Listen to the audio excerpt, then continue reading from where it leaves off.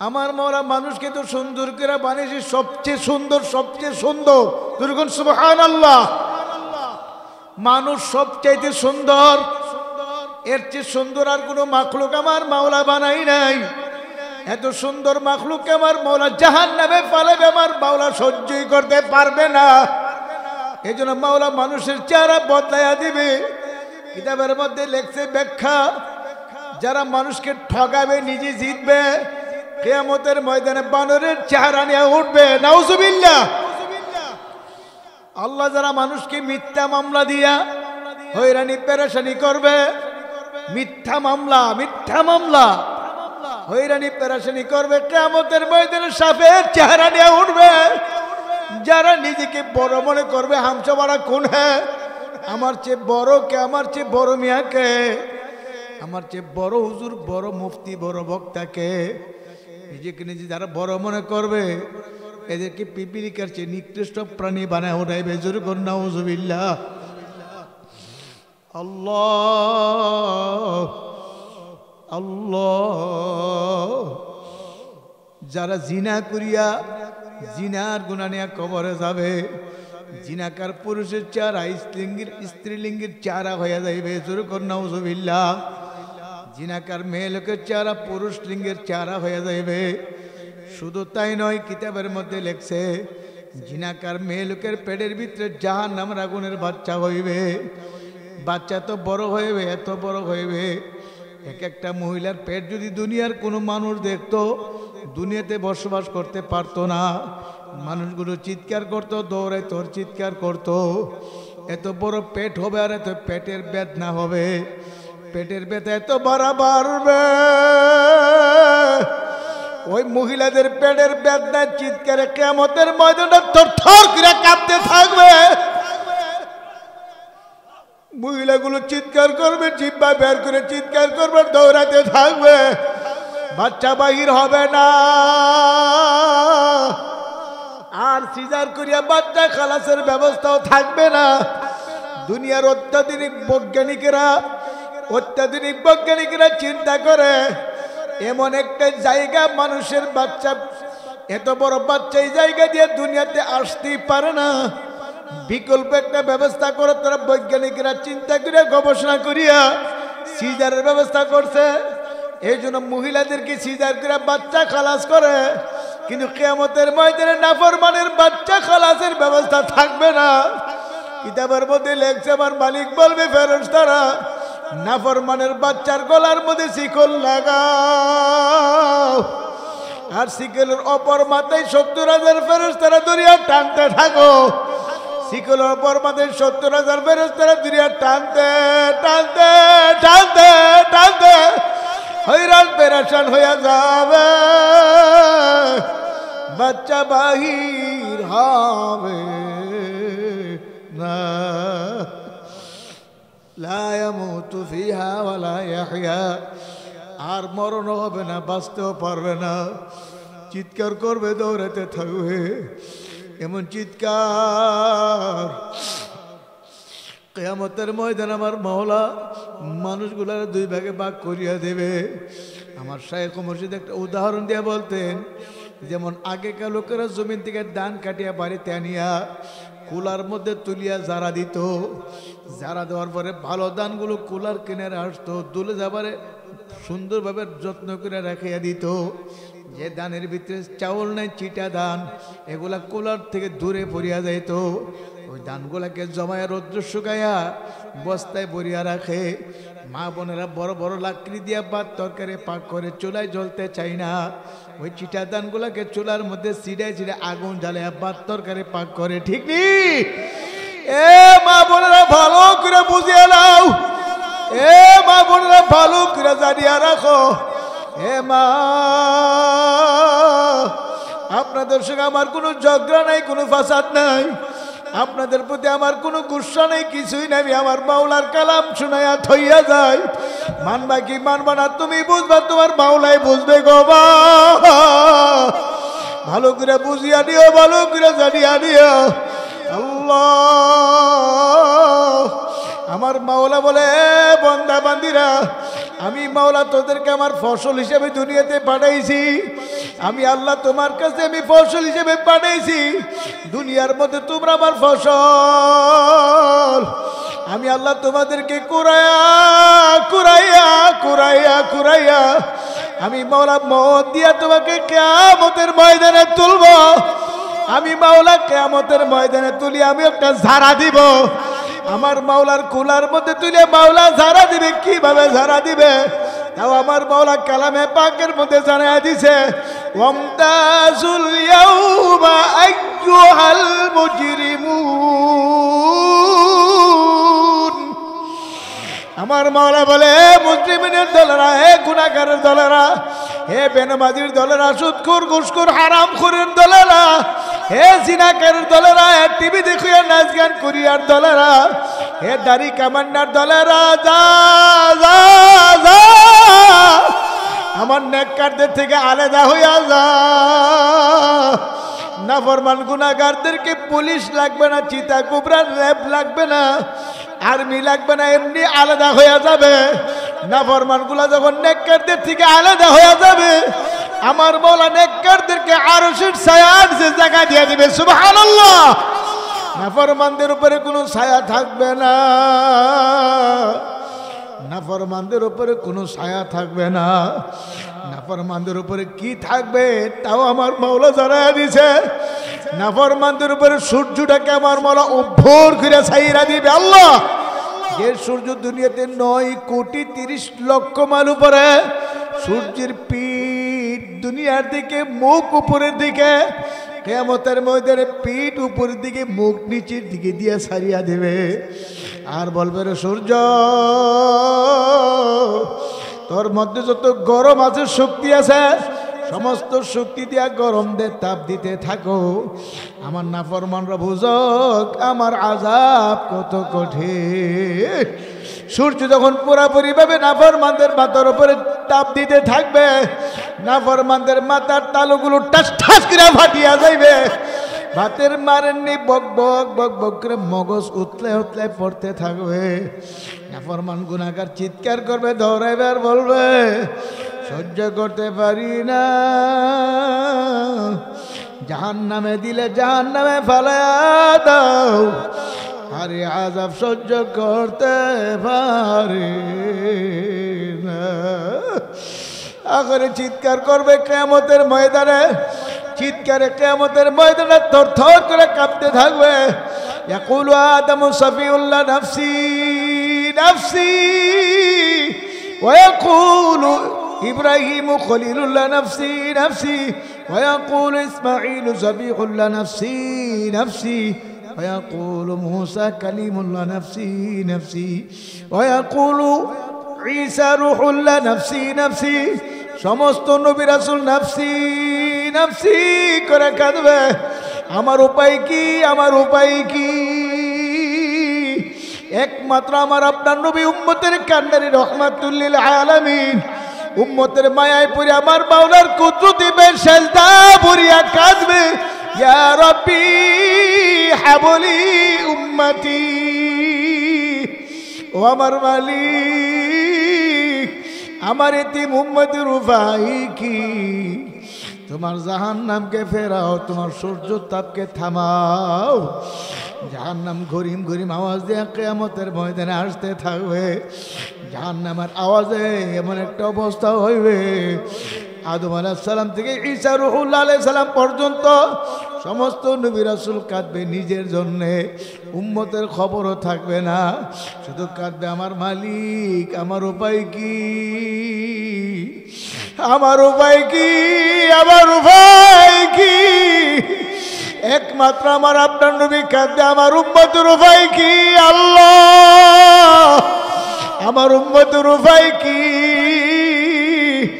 আপনার জাহান্নাম যেভাবে আসতে আছে আমার ভয় লাগে, না যেন আমার উম্মতকে ধরিয়া ফেলায়। আমার নবী বলবে, মালিক, আপনার জাহান্নাম যদি আমার একটা এতিম উম্মতকে ধরিয়া ফেলায়, আমি আপনার জাত ও ইজ্জতের কসম করিয়া বলি, আমি আপনার জান্নাতে যাব না, যাব না, যাব না, আমি আপনার জান্নাতে ঢুকবো না। আমার উম্মত জাহান্নামে জ্বলবে আর আমি জান্নাতে যাব না। আমার আল্লাহ বলবে জিবরাইল তাড়াতাড়ি যাও, আমার বন্ধুর কাছে যাও। আমার বন্ধুর কাছে যায় বলো, আমার বন্ধু জনার নাক কান্দে, আমার বন্ধুর চোখের পানি আমি মালিক সহ্য করতে পারি না।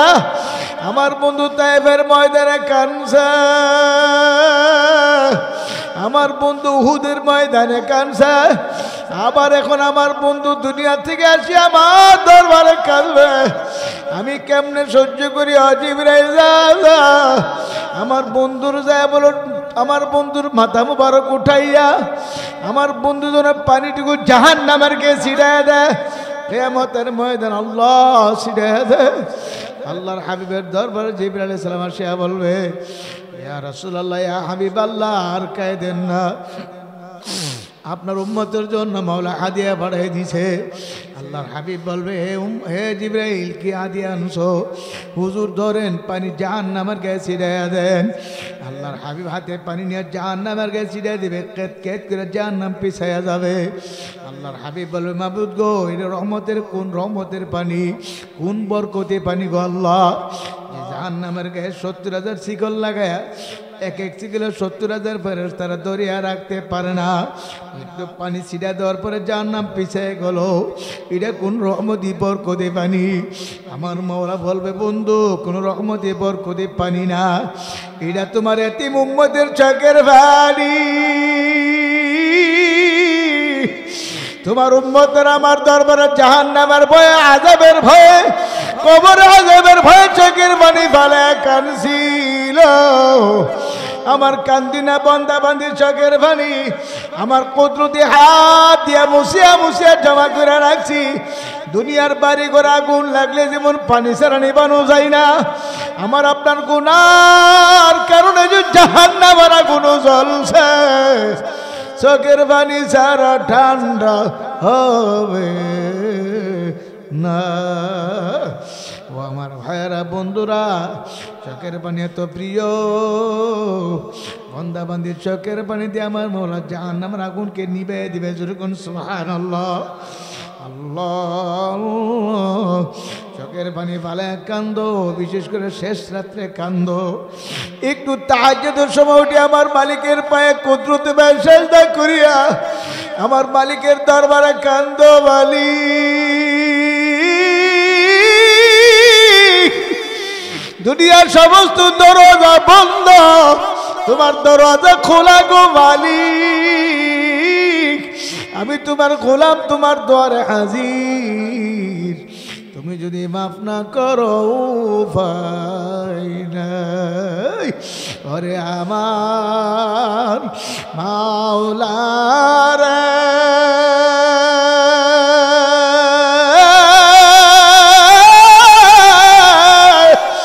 ওরে আমার মাবুদ রে, তুমি যদি মাফ না করো কি উপায় হবে রে? চরমন আল্লাহর কুতুব চরমনের জীবনে কাঁদতে কাঁদতে ঘুমায়া গেছে। উজানির কুতুব উজানির জীবনে ঘুমায়া রয়েছে। গঙ্গের কুতুব গঙ্গের জীবনে ঘুমায়া রয়েছে। কত কান্দন কানতেন। আল্লাহ আল্লাহ, আমার আপনার আল্লাহু আকবার চোখে পানি আসে না? আমার আপনার দিলটা পাথর হচ্ছে, বড় শক্ত হয়ে গেছে। আল্লাহ আল্লাহ, জীবনে তালাশ করিয়ে দেখেন আল্লাহর হাবিবের পেয়ারা সাহাবী হযরত ওমর ইবনুল খাত্তাব রাদিয়াল্লাহু তাআলা আনহু জাহান্নামের কথা যখন মনে পড়তো হাউমাউ হাউমাউ করে কান্নাকাটি করতো। এমন কান্দন তিনি কাঁদতেন, গাল বায়া বেজে চোখের পানি পড়তো, গালের উপরে পানির কালো দাগ পড়িয়া গেল। সাহাবায়ে কেরাম বলো, গো আমিরুল মুমিনিন, আপনি অর্ধ জাহানের বাদশাহ, আপনার গালের উপরে পানির কালো দাগ কেমন দেখা যায়? ঔষধ ব্যবহার করেন, ভালো হয়ে যাবে। আমিরুল মুমিনিন হযরত ওমর বলতেন, আমি বুঝি আমার কালো দাগ ভালো দেখাইবে না, কিন্তু বড় চিন্তা করে দেখছি আমি আমার মাওলার দরবারে কে নিয়ে রওনা করলাম। আমার মালিক যদি ডাক দিয়ে বলে ওমর রে আমার দরবারে কে নিয়ে আসছো, আমি আমার মাওলার দরবারে কি পেশ করব? আমার আমলের মধ্যে ভেজাল, আমার নামাজের মধ্যে ভেজাল। আমি তখন বলবো মালিক আপনার দরবারে কোনো কিছু নিয়ে আসতে পারি নাই, আপনার ভয়ে, আপনার জাহান্নামের ভয়ে যে কাঁদছে, কাঁদতে কাঁদতে যে গাল বায়া বায়া পানি পড়ছে, এই দুইটা কালো পানির কালো দাগ ছাড়া আর কোনো কিছু আনতে পারে না। হে আমার মুরব্বী বাবারা, আমার যুবক ভাইয়েরা, হে পর্দার আড়ালে আমার মা বোনেরা, এত বড় জলিলে কদর সাহাবী হইয়া তিনি যদি এমনভাবে জাহান্নামের ভয়ে কাঁদতে পারে, আমার আপনার চোখে কেন পানি আসে না? আল্লাহর হাবিবের একের পরে দুইটা মেজার কাছে বিবাহ দিল। হযরত ওসমান গনি রাদিয়াল্লাহু তাআলা আনহু, যাকে ওসমানের জিন্নুরাইন বলা হইতো, সে ওসমান গনি রাদিয়াল্লাহু তাআলা আনহু কাঁদতে কাঁদতে হাও মাও করে কাঁদতেন, কান্নাকা তল্লু, যেন হালকা বৃষ্টির পানি দ্বারে বেয়ে বেয়ে পড়তে আছে। সাহাবায়ে কেরাম বলতে, ও আমিরুল মুমিনিন আপনি এমনভাবে কেন কাঁদেন? তখন তিনি বলতেন, আমি কান্দি জাহান্নামের ভয়ে, আমি কান্দি কবর আযাবের ভয়ে। আখিরাতের প্রথম মঞ্জিল হলো কবর। আমি ওসমান যদি কবরের ঘরে ধরা পড়িয়া যাই, আমার হাতে জাহান্নামের শিকল লাগাইয়া টানিয়া টেনে জাহান্নামে ফেলাইয়া দিবে। ওই জাহান্নামের আগুন সহ্য করতে পারবো না। জাহান্নামের আগুন এমন কঠিন আগুন, কেমনে সহ্য করবার? এ মা বোনেরা, কেমনে সহ্য করব? একটু চিন্তা করে হিসাব মিলে তারপর কবরে যায়। আল্লাহ, আজকে আমার আপনার ভয় নাই, আমার আপনার কবরের কোনো চিন্তা নাই। চরমনার মরহুম ইসাক রহমাতুল্লাহর ঘটনা শুনছি। সফর করে বাড়ি যায় ছেলে মেয়েদের কিনে কে দোস্তরে বসে খানা খাইতেন। একদিন আল্লাহর কুতুব গালেবান জোহরের পরে খানার জন্য বসছে, প্লেট নিয়ে রেডি, খানা আসতে দেরি হয়। হুজুর বলো, বাবা ফজল করিম, তোমরা ভাইয়ারা বোনেরা বসো, দেখি তোমার মা দেরি করতে আছে কেন? হুজুর হাঁটতে হাঁটতে পাকঘরের দরজার সামনে যায়, দেখে হুজুর বিবি চুলার আগুনের দিকে ছায়া ছায়া কান্দে আর চোখের পানি ছাড়ে। হুজুর বলল, বিবি আপনি কান্দেন কেন? লাকড়ি চুলায় পাক করতে কষ্ট, এই জন্য কান্দেন নাকি? হুজুর বিবি বলছিল, হুজুর আমি এই জন্য কান্দি না, আমি কান্দে এই আগুনের দিকে তাকে চিন্তা করতে আছি। দুনিয়ার আগুনের চেয়ে বড় কোটি কোটি বেশি তেজের জাহান্নামের আগুন। এই জাহান্নামের তুলনায় দুনিয়ার আগুন একেবারে নগণ্য আগুন, একেবারে নগণ্য আগুনের ভিতরে একটা বড় লাকড়ি ঢুকেছি, বরাক বাঁশের ঘোড়া। আপনি তাকে দেখেন, লাকড়ি এক মাথা দিয়ে আগুন ধরছে, আর এক মাথা দিয়ে ফুসফুস করে ধোঁয়া আসতেছে। এত শক্ত লাকড়ি কেমন ভাবে জ্বালায়া ফালাইল। আমি যে কবরে রওনা করলাম, আখর আমার মাওলা যদি বেজার হইয়া আমার কবরে জাহান্নামের আগুন ভরিয়ে দেয়, আমি কেমনে জাহান্নামের আগুন সহ্য করব? হুজুর জাহান্নামের ভয়ে আমি কান্দে। এমনি আল্লাহর কত বিবির গলা ধরে কান্দে, বিবি ও স্বামীর গলা ধরে কান্দে আর বলে, ওরে আমার মাওলারে, ওরে আমার মাশুক রে, তুমি যদি মাফ না করো এই আগুন কেমনে সহ্য করব রে? এ বাবারা, যাদের জীবনে নামাজ কাজা নাই, যাদের জীবনে কোনো বেপরদা রেকর্ড নাই, তারা যদি আমার মাওলার ভয়ে জাহান্নামের ভয়ে এমন করে কাঁদতে পারে গো, আমার আপনার চোখে কেন পানি আসে না? এ বাজানারা বুঝো, আমার মাওলার দরবারে ফিরে আসো। আল্লাহ আল্লাহ, আমার মাওলা বড় দয়ার মাওলা, বড় মায়ার মাওলা। আমার মাওলা বান্দা বান্দির দিকে চাইয়া রয়েছে। বান্দা বান্দি যখন আমার আল্লাহকে আল্লাহ কইয়া ডাক দেন আল্লাহ আল্লাহ আল্লাহ, আমার আল্লাহকে আল্লাহ কইয়া ডাক দে, আমার মালিককে রব বলে স্বীকার করে, আমার মালিক তার প্রতি তো দয়া হয়ে যায়। আমার মালিক তো বলতে আছে, ইন্নাল্লাযীনা ক্বালু রাব্বুনাল্লাহ, যারা বলবে আমার রব হলো আল্লাহ। রব কে? আরো জোরে বলেন, আরো জোরে বলেন কে? আল্লাহ। সুম্মা ইসতাকামু, তারপর অটল অবিচল থাকতে পারবে। যতই বাধা, যতই ভলিয়া, যতই হামলা মামলা জেল জুলুম আসুক, রব আমার আল্লাহ। জুরগন কে? রব আমার আল্লাহ।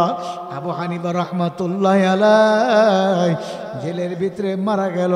হুসেন আহমদ মদিনী রাহমাতুল্লাহ আলাইহি জেল খাটলো রে ব্রিটিশের আন্দোলনে। আল্লাহু আকবার আল্লাহ। ব্রিটিশেরা ধরি এমন ভাবে পিটানি পিটাইল, তবে আমার মালিককে ভুলে না, রব ভুলে নাই। কথা ঠিক না? ঠিক। দুনিয়ার কারো কাছে বিক্রি হয় না। আমার আল্লাহ বলে, যারা রব আল্লাহ স্বীকার করার পরে ইস্তেকামত থাকতে পারবে, আমি আল্লাহ তার জন্য সুসংবাদ দেই। আমি আল্লাহ তার মওতের সময় তাকে কালিমা পড়তে পড়তে মরণ দিব। সুবহানাল্লাহ। আমি আল্লাহ তাকে জান্নাতের মেহমান বানাইয়া, জান্নাতের ফেরেশতাদেরকে দিয়ে স্বাগত জানাইয়া, আহলান সাহলান মারহাবা জানাইয়া, জান্নাতের ফেরেশতাদেরকে দিয়ে স্বাগত জানাইয়া, ইস্তেকবাল দিয়ে জান্নাতে পৌঁছায়া দিব। আল্লাহু আকবার। আমার মালিক বলে, তাতানাজ্জালু আলাইহিমুল মালাইকা আল্লা তাখাফু ওয়া লা তাহজানু আবশিরু বিল জান্নাহ। আমার মাওলা ভাই ফেরেশতা পাঠিয়ে দিবে। ফেরেশতারা সে বলবে, তোমার কোনো ভয় নেই, তোমার কোনো চিন্তা নাই। তুমি যে মাওলার জান্নাত কামাই করছো, এই যে দেখো জান্নাত দেখা যায়। ফেরাউন ডাক দিয়ে বলে, আসিয়া আনা রব্বুকুমুল আ'লা। জোরে কর নাউযুবিল্লাহ। আসিয়া বলে, না না, আমানতু বিরব্বি মূসা ওয়া হারুন, আমি মূসা এবং হারুনের রবকে রব মানিয়ে নিছি, তোমাকে রব মানতে পারবো না। তুমি আমার স্বামী, রব আমার আল্লাহ। ফেরাউন ডাক দিয়ে বলে, আসিয়া তুমি ভালো করে বুঝো, তুমি যদি আমাকে রব না মানো, আমার দেশের প্রজারা তো আমাকে রব মানবে না। কাজে আসিয়া তুমি আমাকে রব মানিয়া নাও, তুমি আমার বিরোধিতা করিও না। হযরত আসিয়া বলে, না না না, আমি তোমাকে রব মানতে পারবো না, রব আমার আল্লাহ। রবকে আল্লাহ ডাক দেন, আল্লাহ আল্লাহ আল্লাহ আল্লাহ আল্লাহ।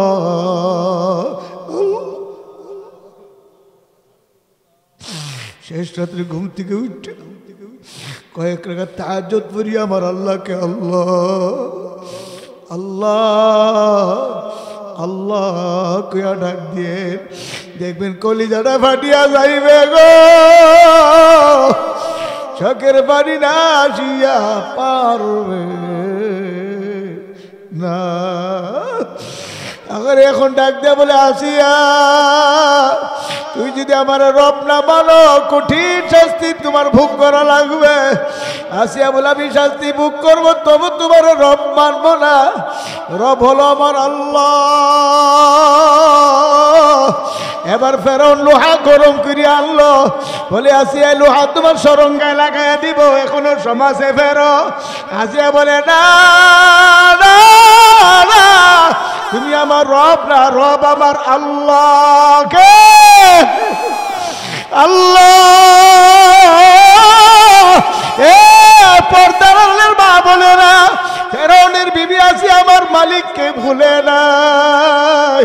ডান হাতে পেরাক মেরে আটকায়া দিল, বাম হাতে পেরাক মেরে আটকায়া দিল, ডান পায়ে পেরাক মেরে আটকায়া দিল, বাম পায়ে পেরাক মেরে আটকায়া দিল।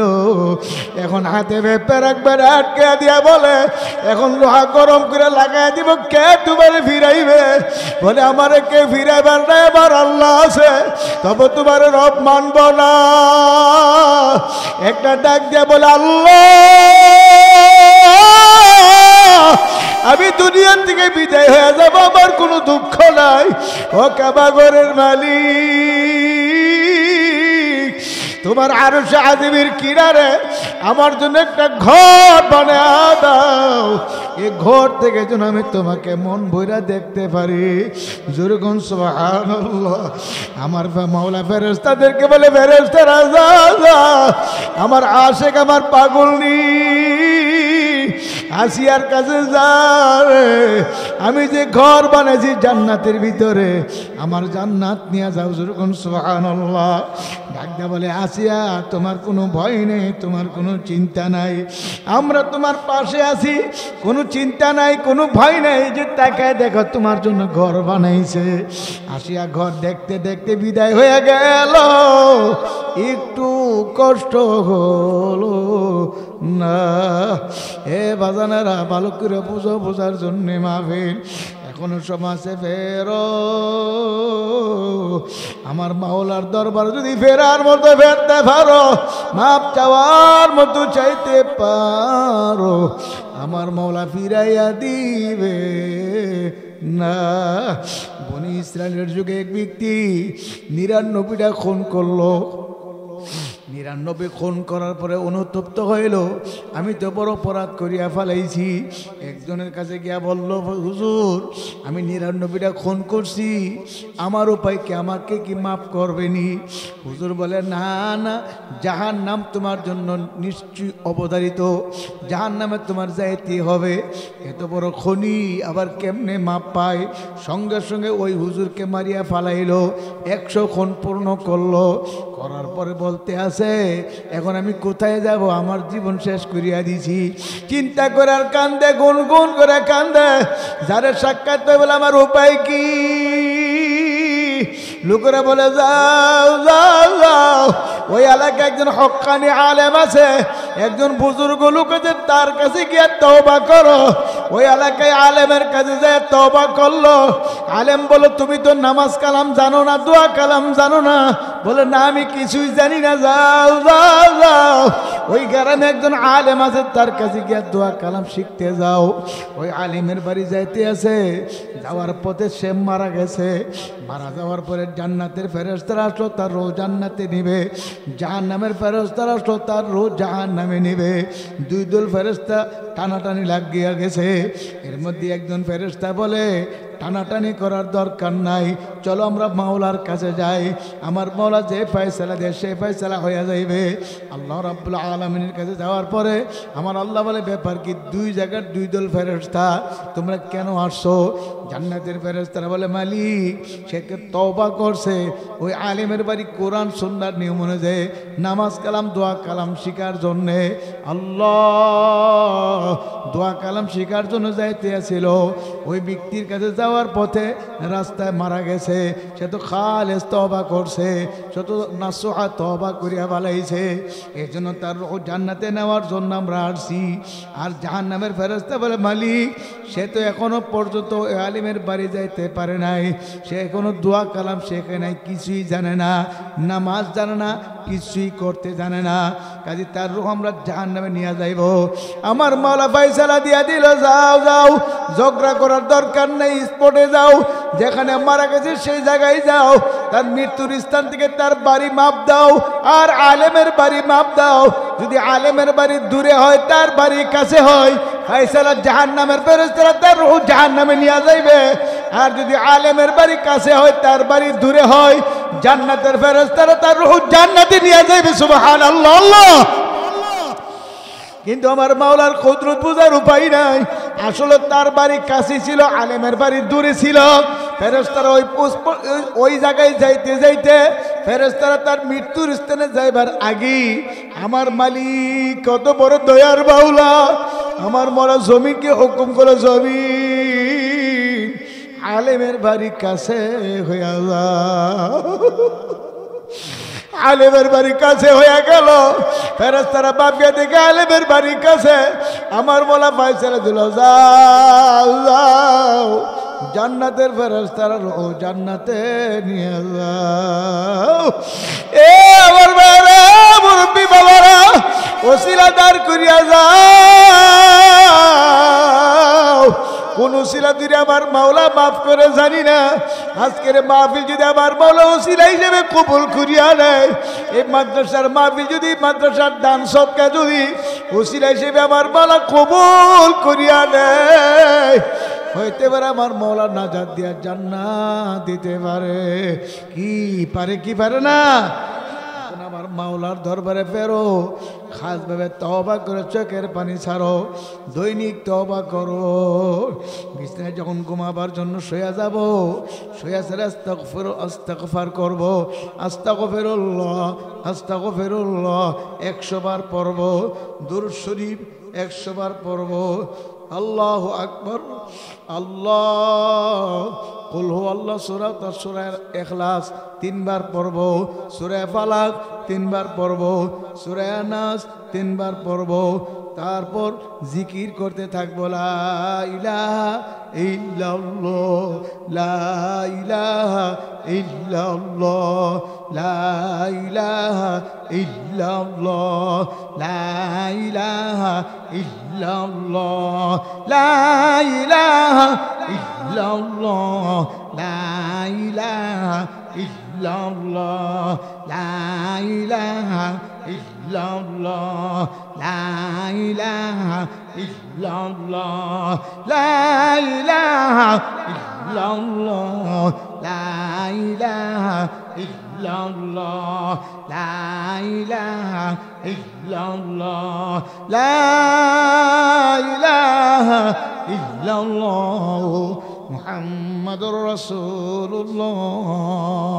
এভাবে জিকির করতে করতে দেখবেন ঘুম এসে যাইবে, আস্তে করে চোখ লেগে যাইবে। আমার মালিক বলবে, ফেরেশতারা রে, সারা রাত্র আমার বান্দার আমল নামায় জিকিরের সব লিখতে থাকো। ফেরেশতারা বলবে, মালিক আপনার বান্দা বান্দা তো সারা রাত জিকির করে নাই, ঘুমায় গেছে, এখন জিকিরের সব কোন যুক্তিতে লিখবো? আমার আল্লাহ বলবে, কোনো যুক্তি নাই। ঘুম দিছে কে? আল্লাহ আপনি দিছেন। আমি যদি ঘুম না দিতাম কি করতো? ও জিকির চলতেই থাকতো। এবারে তার আমি মালিক ঘুম দিছি, আমি হুকুম করলাম সারা রাত্র জিকিরের সব দেখতে থাকো। সবাই বলেন সুবহানাল্লাহ। আবার বান্দা ফজর নামাজ পড়িয়া আবার 4 জনের শান্তিরে বৈশা 5 বার দুরূদ শরীফ পড়িয়া 11 বার আস্তাগফিরুল্লাহ পড়িয়া 100 বার সুবহানাল্লাহ সুবহানাল্লাহ সুবহানাল্লাহ 100 বার পড়বে। খেয়াল করবে আমার মাওলাকে আমি ডাকে, আমার মাওলা আমার দিকে চাইয়া চাই বলে, বান্দা ডাকো কা বুলাও কা। আল্লাহর হাবিব বলেন, আমল নামার মধ্যে 100 গোলাম আজাদ করার সব জমা হয়ে যাইবে। 100 বার আলহামদুলিল্লাহ আলহামদুলিল্লাহ। আল্লাহর হাবিবের উম্মত 100 যুদ্ধের ঘোড়া, ট্রেনিং প্রাপ্ত ঘোড়া 100 ঘোড়া সৎকা করলে যে সওয়াব হয়েছে ও যুদ্ধের সময়, ওই 100 ঘোড়া সৎকা করে যতলা সওয়াব পাইছে তুমি সমান সওয়াব পাইয়া যাইবা। 100 বার আল্লাহু আকবার আল্লাহু আকবার পড়বা, তোমার আমল নামে 100 উট কুরবানি করার সব জমা হইয়া যাইবে। 200 বার লা ইলাহা ইল্লাল্লাহ পড়িয়া পুরা কালিমা পড়িয়া আবার 5 বার দুরূদ শরীফ পড়িয়া দোয়া মোনাজাত করতে করতে দেখবেন সূর্য উঠিয়া পরিষ্কার হয়ে গেছে। 2 রাকাত বা 4 রাকাত 10 রাকাত নামাজ পড়িয়া যার যার কাজে চলিয়া যাইবেন। আমার নবী বলে, উম্মত তোমার আমল নামে একটা কবুল হজ আর একটা কবুল উমরার সওয়াব জমা হইয়া যাইবে। কিয়ামতের ময়দানে ডান হাতে আমলনামা পাইবা, আমলনামা পাই তুমি দেখবা তোমার আমলনামায় হাজার হাজার গোলাম আজাদ করার সওয়াব, হাজার হাজার লক্ষ লক্ষ যুদ্ধের ঘোড়া সৎকা করার সওয়াব, হাজার হাজার লক্ষ লক্ষ উট কুরবানি করার সওয়াব, হাজার হাজার হজের সওয়াব, উমরার সওয়াব। ডাকতে বলবেন আল্লাহ আমি তো ঠেলাওয়ালা ভ্যানওয়ালা কলি মজদুর তাঁতি ঋষি, আমি তো একটা কৃষক ছিলাম, দিন আনিয়া দিন খাইছি, 200 টাকা রুজি করতে আমার কষ্ট হয়েছে, ছেলে মেয়ে জীবন চালাতে বড় কষ্ট, আমি হজ করি নাই, উমরা করি নাই, আমি উট কুরবানি দিব দূরের কথা জীবনে দেখি নাই। মালিক আমার আমল নামে এত সব কিভাবে আসলো? আমার মালিক বলবে বান্দারে প্রত্যেক দিন ফজরের পরে আর মাগরিবের পরে 100 বার করে সুবহানাল্লাহ পড়ছিলানি? বলে হ্যাঁ মালিক। চরমনায় হুজুরের হাতে মরিদ হয়েছি 30 বছর, কেউ বলবে 20 বছর, কেউ বলবে 32 বছর, আল্লাহ কেউ বলবে নানকপুরের হুজুরের কাছে, কেউ বলবে শর্ষিনাগ হুজুরের কাছে, কেউ বলবে বরনার হুজুরের কাছে আমি মরিদ হয়েছিলাম। আল্লাহ হুজুর আমার ওজিবাগুলো দিছিল, আমি নিয়ম অনুযায়ী আদায় করছি। আমার আল্লাহ বলবে ওই ওজিবা আদায় করার কারণে আমি তোমার আমল নামায় সওয়াবগুলো দিছি। যেরকম সুবহানাল্লাহ।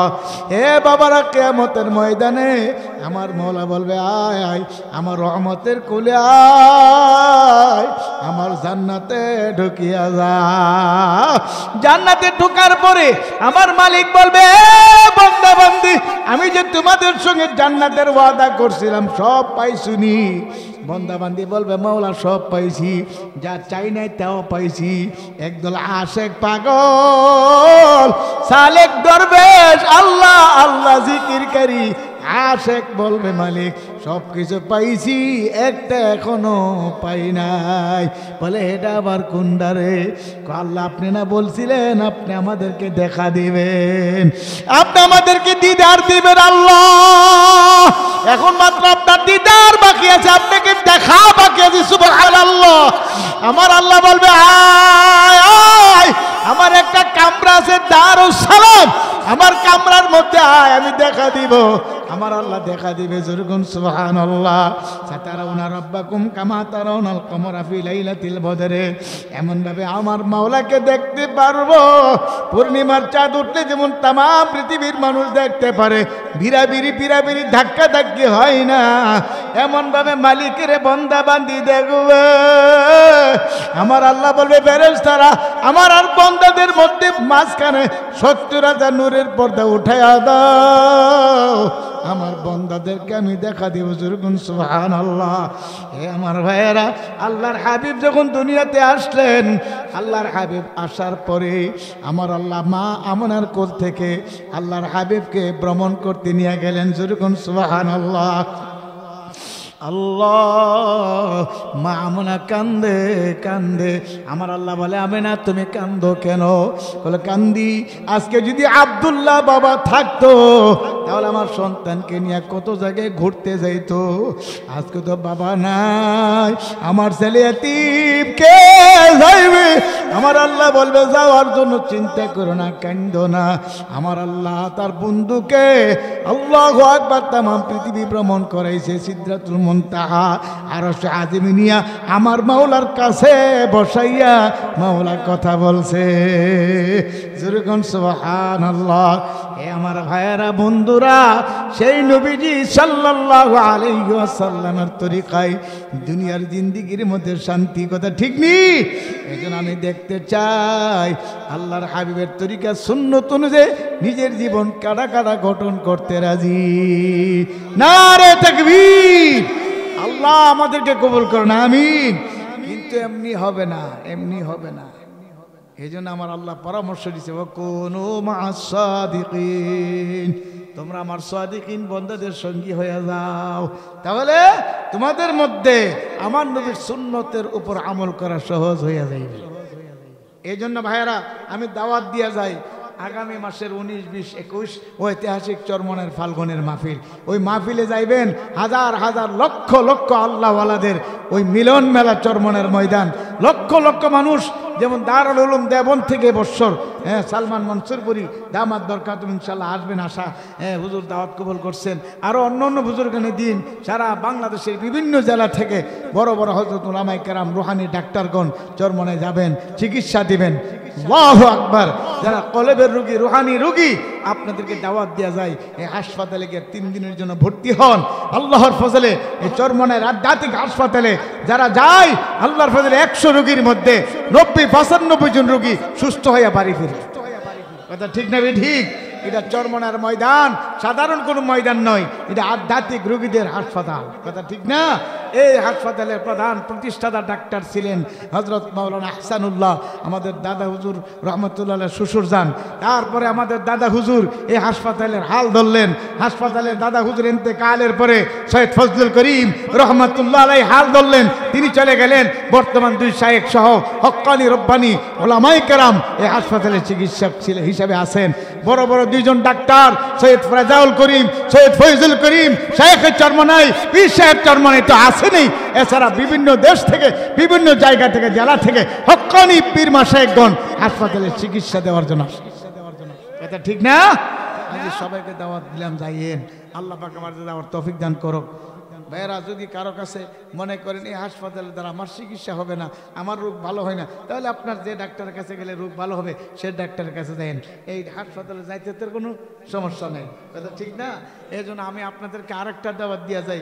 এই যে মাদ্রাসা, এই মাদ্রাসাগুলো চলবে কওমের সাহায্যে। এটা কওমি মাদ্রাসা, জনগণের সাহায্যে চলবে। কথা ঠিক না ঠিক? জনগণের সাহায্য চলবে। কাজে আপনারা যেভাবে